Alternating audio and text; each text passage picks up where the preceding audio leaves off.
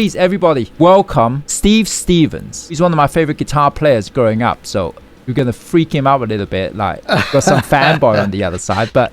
Don't ever grow up.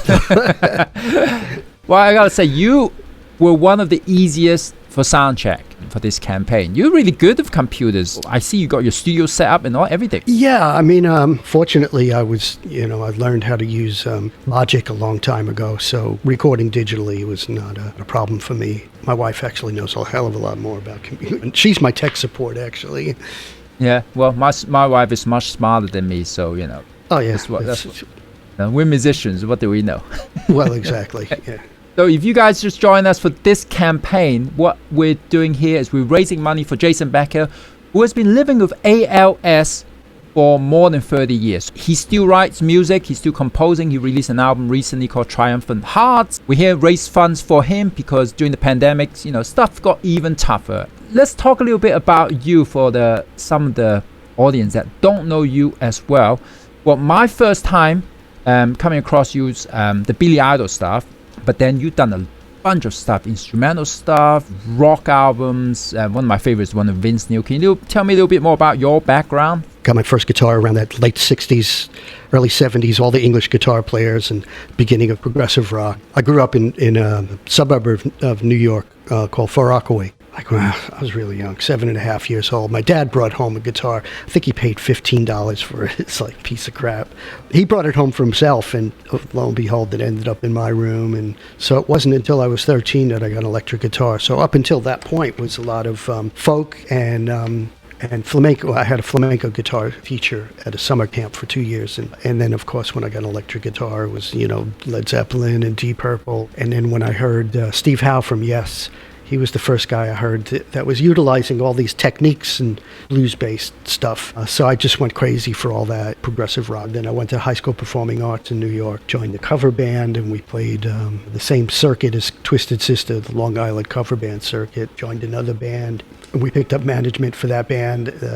Our record was never released, and that management ended up managing Billy Idol, and that's how we met, through our management. Yeah, and you're still playing with Billy Idol now, and you have a residency in Vegas. 38 years I've known Billy. I met him when he first moved to New York. Initially, we just hung out as, I knew every musician in New York. He said, I want to put a band together. We never sat down and said, yeah, we're going to work together for 40 years. You just don't know,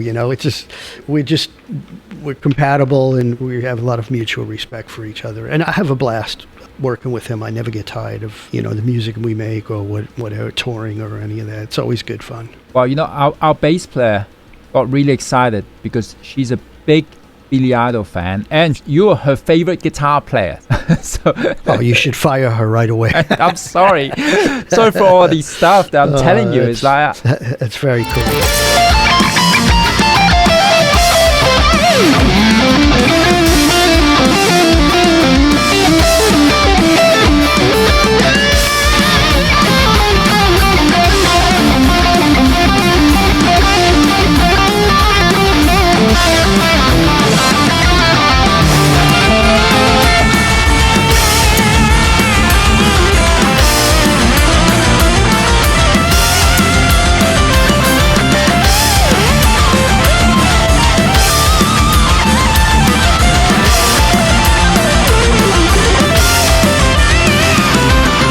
The first time I discovered you actually was when a friend gave me the Atomic Playboys. When I heard that, it was the same time that your Vince Neil album Exposed came out actually, so I really got into that album. But not many people heard about that album. Do you feel like it's, a little bit... Yeah, I mean, it kind of sort of grunge had happened, and the labels were on to the next thing, really, and radio was changing and all that stuff. But what was amazing about that is we supported Van Halen for 6 weeks, and man, I wouldn't trade that experience for anything. I mean, it was just incredible to watch him and that band and hang out, and yeah, it's everything you'd hope it would be. Some of the people that wouldn't even know they heard you, right? You did the Top Gun stuff. That's the Top Gun soundtrack. Yeah, we won a Grammy for that. The guy that wrote the score, Harold Faltermeyer, came in to play keyboards on the third Billy Idol record. And just in passing, he said, he's German, I'm working on this Tom Cruise. And we said, okay, Saturday night, we'll finish up with Billy at about 10 o'clock at night. And I think the whole thing took maybe 2.5, 3 hours to do the theme and the solo and other stuff. And I kind of forgot about it. And then Harold called me, we were nominated for a Grammy. Get out of here. And we ended up winning the Grammy that year. I think it meant more to my folks because it was all those years of suffering through that horrendous noise I was making kind of paid off, in their eyes. It's like, wow, he's really legitimate. And you also did the one with, is it Dirty Diana with Michael Jackson? Yeah, I did the music video, and then I think I played only one show with him. We did a benefit in New York. For me, the thrill was working with Quincy Jones because I was a fan of his record. Quincy's a cool guy, It's like, I didn't know. I thought there would be some like huge entourage or some, the monkey and all this stuff. I got in the studio and it was only him and Michael and an engineer, which is kind of the way I worked with Billy Idol, the three of us with the producer. And so it felt right at home. And then we did the video. So I gotta say, this is a really stupid thing, but when I was young, I imagined, your look and everything. I thought, man, Billy Idol, he must be like a crazy, just like the Motley Crue guys, rock star, insane partying. What were you like during that period?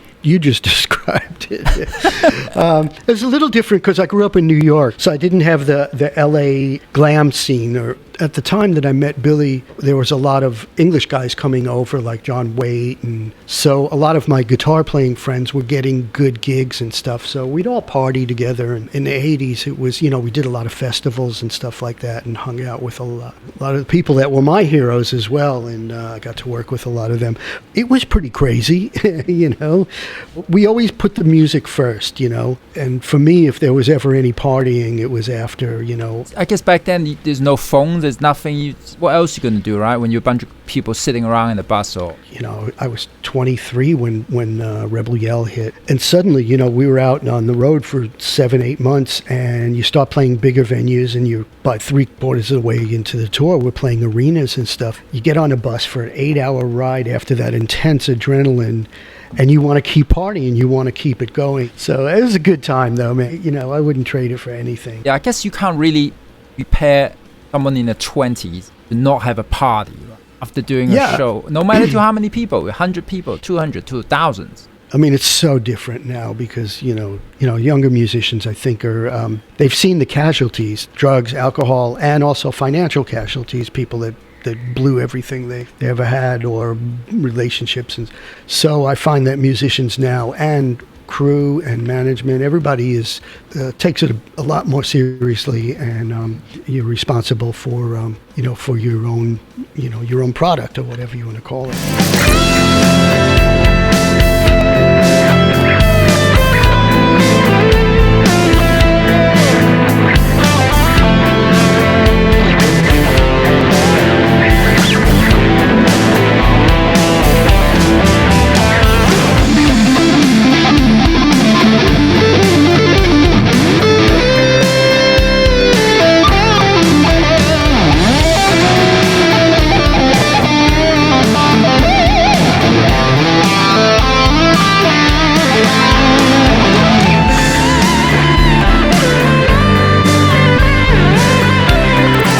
Was there any point during your career which we thought, it's turning a bit like a grind, being like you got sucked into the machine that don't get to leave or anything like that? I think I refused to do that. That's why I would go off and do such diverse things like a flamenco record or a prog trio, because I just never wanted to just do the one thing. And fortunately, I got to work with Robert Palmer and Joni Mitchell and all. There was a brief period when I didn't work with Billy. He moved to Los Angeles. But when we got back together, we did Unplugged thing, and we kind of reinterpreted our whole catalog, because most of the songs that we had written started on acoustic guitar anyways. And I think had grunge not happened, or the sea change not happened, we would probably have been pressured to just do another record, and we try not to repeat ourselves. Mm-hmm. Maybe it kind of helped take out the bands that shouldn't probably have got a record deal, because it's like when there's a trend, labels just like, where's the money, let's just sign bunch of these bands. And well, that's what happens, yeah. And it happened with the glam rock thing, and it happened with grunge as well. I gotta ask you about your guitar, by the way. You got a lot of purple there. Is that your signature guitar? Yeah, this is one of them. This is made by a company called Nags. The guy who's the artist rep, the co-owner of the company, is a guy named Peter Wolf, who I worked with Hamer Guitars back in the 80s when I had a signature guitar. So Peter and I have a long history, and he approached me about working with Nags, and so they sent me a couple of guitars which weren't exactly right for me, and they said, well, we'll make you anything you want. So it's been a really good working relationship. And then this is a more of a shred guitar, or whatever you want to call it. But yeah, this guitar has been it's worked out really well for me. People can buy that signature guitar if they want to buy. They can, yeah. If you go to nagsguitars.com, that must be on my end, right? Yeah, I think that's your end. Yeah. I get helicopters here. Oh yeah, okay. Yeah, no, this never ends. Some people said, "Oh my God, your guitar costs $7,800." Oh no, it doesn't. I mean, it's a handmade instrument, and there's about 11 people that work at the Nags guitar company.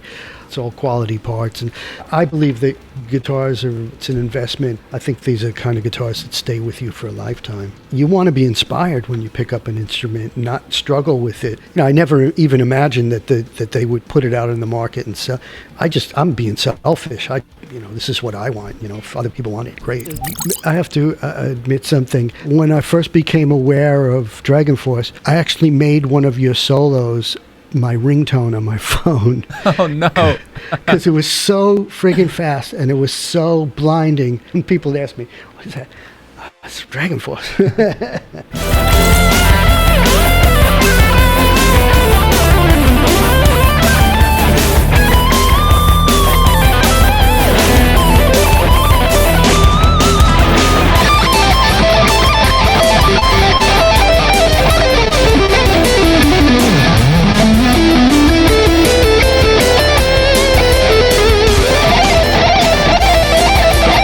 You have stuff to do all your weird noises today, and because I was really into the laser gun stuff. Yeah, I do have one of the guns. These were getting really, really hard to find because I alter them. I open them up and kind of go, oh, there's a resistor there. If I vary that resistor with a potentiometer, then it's going to vary the rate of the sound. And so it was the only ray guns that work that way are these kind of late 70s ones. Somehow I hooked up with this guy who deals in vintage toys, and he's found me a new old stock of these things. So I've been customizing them and making them available to fans and stuff. How did that idea came out, that whole laser gun? Yeah, I collected science fiction toys, little toy robots and ray guns and things like that. And we were working on Rebel Yell, and we had the title track, and we knew it's time for a guitar solo. So I was always a fan of Tommy Bolin. He was briefly in Deep Purple, but he played guitar on a Billy Cobham record called Spectrum. And at one point, there's a song called Quadrant 4, and he was really good with the Echoplex, the old school tape echo. And if you set it so it regenerates and you hit the foot switch, it goes into oscillation and you can vary the speed. That's the kind of thing we need for the guitar solo. But I don't want to copy him. And then I happen to be just at home. This was when I was living in the basement of my parents' house, and I'm playing with one of these guns, and I start to...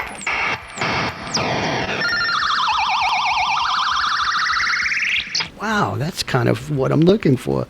I opened up the ray gun. I said, well, I don't need it to just stay at one sound, and opened it up, tinkered around, probably broke one, got another one, and figured it out, and came into the studio. That's kind of how it came about. Awesome. That definitely inspired me. We do a lot of weird noises, of guitar noises on DragonForce, on my guitar playing, on the solos, and you're definitely one of the one that inspired me to carry on doing weird noises. And it's definitely one of your signature sounds. Yeah. Whenever my hands get tired, I just... I'm stuck on these 2 bars of solos. What am I going to do? I can't think of anything. Yeah. Awesome.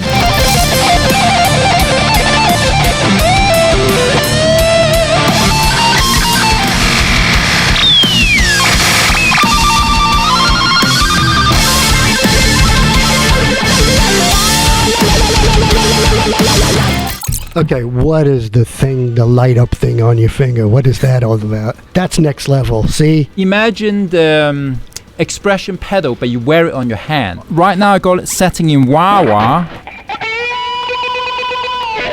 That's great. Not only does it sound good, but it looks cool as hell. Do you remember the first time you heard about Jason Becker? I kind of knew about him only because I was friends with Mike Varney from Shrapnel. So he would always tell me about the new hotshot guitar players. But when Jason joined David Lee Roth was when I stood up and took notice and went, oh, whew, who's this guy? It must be scary to speak to Mike Varney. It's like, I just lined up another few more assassins on the guitar world to come here on this planet to show you how it should be played. Yeah, I mean, but Mike is, man, his heart is in the right place because he loves the instrument. I always thought it was great that Mike would turn me on to new guys, and I think it's important to hear what new players are doing and where the instrument is going. And first and foremost, I'm a fan of the instrument, and when somebody does something new with it, I'm as excited as anybody seeing it. How did you learn to improvise like that? How melodic you really get. And yeah, I mean, I had a cool dad who loved rock music and stuff, but also would turn me on to Miles Davis or George Benson records and Chet Atkins and stuff like that. I think it was just growing up in a household where I heard all this stuff, and a lot of the bands that I liked were really classically influenced. They were taking the Eastern European thing. So, and then I had one really good guitar teacher who had a really good jazz background and also classical. We have unlocked the blind guitar players. Do you have a mask sitting around that you can cover your eyes with? I have something. This is perfect. It's like an LED mask.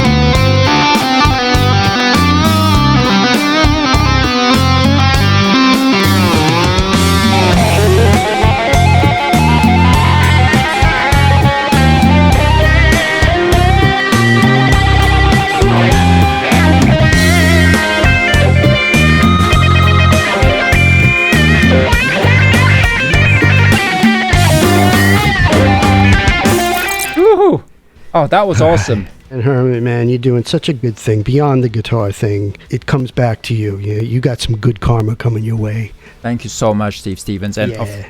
it's also a huge thing for me. I never thought when I was listening to your music that I get to jam with you, remotely. There's plenty of kids that grew up listening to you now, and you're inspiring them, and when they get a chance to meet you, and they feel exactly the same way. So passing it on. Thank you so much. Yeah, man. And of course, people should follow you on Twitter, on Instagram. Yeah, it's Instagram, Facebook, and also stevestevensguitar.com. Go check it out, follow him, keep updated with what Steve is up to. And thank you so much, Steve. Okay, see you, everybody. Everybody, My see pleasure. you. Thank you so much, Steve. Thank you. Woohoo!